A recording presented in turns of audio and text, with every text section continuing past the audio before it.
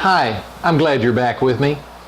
You know, the last time we were together, we were talking about how God created everything, and we were talking about how He made Adam and Eve, the first people, and He made them just so He could love them, and that they could just show, by just the way they were, they could show His character. They could show about who God is by their character and how they were, because God said He made them to be like Him.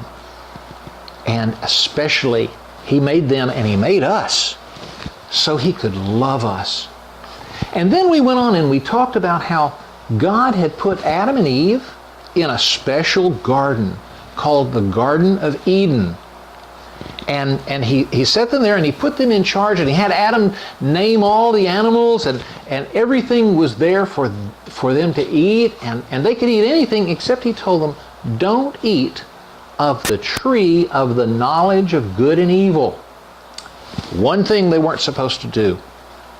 Well, you know, it's important for us to love God just like Adam and Eve. And one of the things about love is that one of the ways you show people that you love them is that you do what you're supposed to do. And especially like with your mommy and daddy, you do what they tell you to do. You obey them. In fact, Jesus said to His disciples, He said, if you love me, you will do what I tell you to do. And that's true. And so, you know how it is. If you do something wrong, if you do something your mommy told you not to do, you can't run up to her and say, oh, Mommy, I love you, because you just disobeyed her. And you know that when you disobey your mommy, that's not how you love her, and it's not how you show that you love her. Well, Adam and Eve had that same problem. In fact, they started that problem off because God had told them one thing that they weren't supposed to do. Just one. And they did it. Let me read to you about that. In fact, get your parents to read to you from the 3rd chapter of the book of Genesis. Now, we talked about all the animals, and that included snakes. And the snakes weren't bad then. But Satan is God's enemy. Satan came disguised as a serpent, or snake. A serpent's the same thing as a snake. But he came disguised as a serpent, and it says that the serpent was the wisest or the shrewdest of all the wild animals that God had made.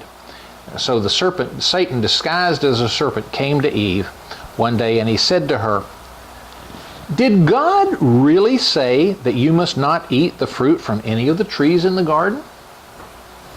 And she says back to him, she says, of course we may eat from the fruit in the garden. It's only the fruit from the tree in the middle of the garden that we're not allowed to eat. God said you must not eat it or even touch it. If you do, you will die. You won't die, the serpent replied to the woman. God knows that your eyes will be opened as soon as you eat it, and you will be like God, knowing both good and evil. The woman was convinced. She saw that the tree was beautiful, and its fruit looked delicious, and she wanted the wisdom that it would give her. So she took some of the fruit and ate it. Then she gave some to her husband, who was with her, and he ate it too. At that moment, their eyes were opened, and they suddenly felt shame. You know, that's when we human beings really got in trouble.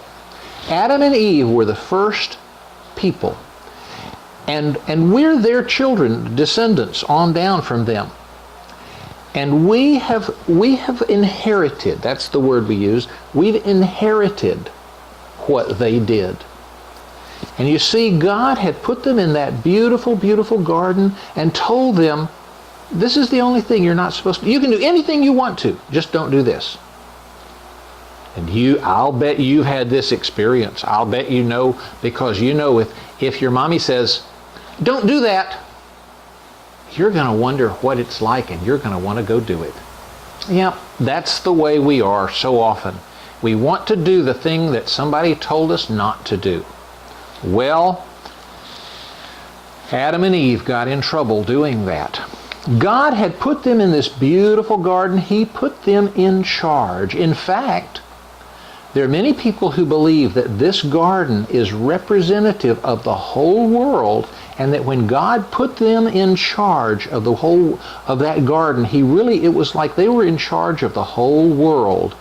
It's like God put them to be His servants, to be in charge of everything for God. And here, oh my, they come along, and here comes the serpent to say, you know, you need to try this that God said not to do. And they did it. I think they knew that the serpent, Satan in the serpent, was God's enemy. But they listened to him. You know how it is if you listen to the wrong person.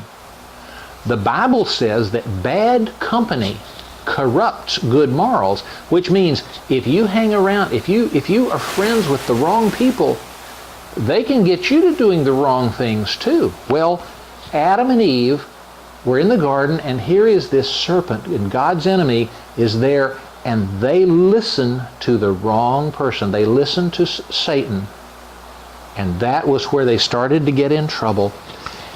And they forgot about loving God, and they disobeyed Him. They did exactly what God said not to do. And then it says their eyes were opened. That's kind of an old-fashioned way to say they suddenly understood something that they didn't understand before. Their eyes were opened. You see, the temptation that Satan had used to Eve is, you can be like God. Here, try this. You can be like God, and you can decide, you can know for yourself what's good and what's bad. And Eve thought she wanted to try that. So she did. Well, you know what the real temptation there was, that she could decide, rather than obeying God and let God decide what's good and bad, she could decide good and bad for herself. And of course then she said, here Adam, you try some of this. And so Adam ate of it too. And when they did that, they disobeyed God who loved them, and they showed that they really didn't love God that way. And then, when they did that, they lost that special place they had as God's special loved ones, because they broke that relationship that they had with God. And they entered it by eating with that serpent. They entered into a relationship with God's enemy. Oh my, that was the worst mistake anybody has ever made. And we are still having the problems from it. Now when we come back, we're going to talk about what the results were, what the consequences were from them making that really bad mistake of disobeying God and eating with God's enemy. We'll keep on going with this when we come back. Bye-bye.